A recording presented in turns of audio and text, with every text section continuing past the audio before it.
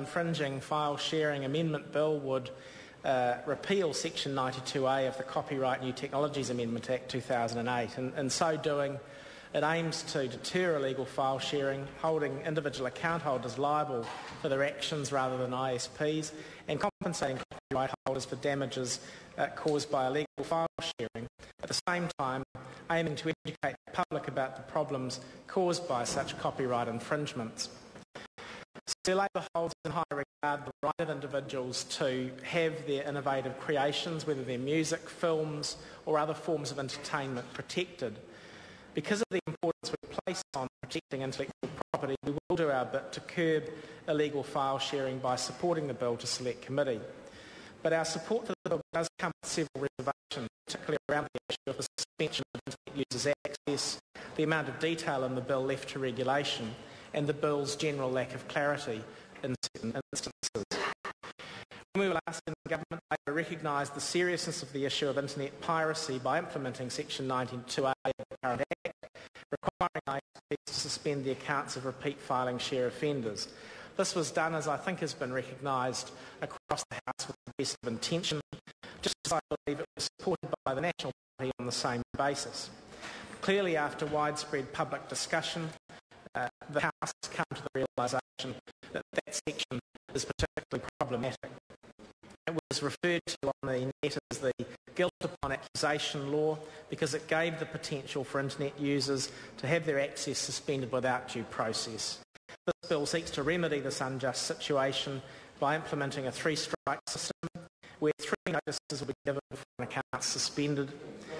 Through this, perhaps one occasion where 3 strikes might make some tiny iota of sense, although not in any other public policy area, Mr Garrett.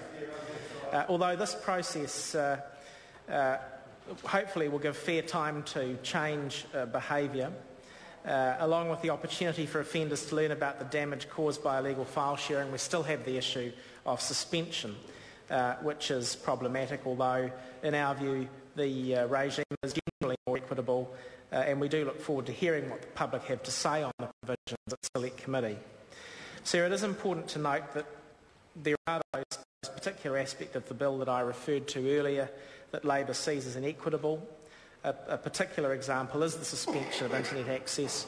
The provision in the bill providing for suspension is, as Internet New Zealand has said, unworkable and unnecessary, as internet users can simply start new accounts with other internet providers if they're cut off.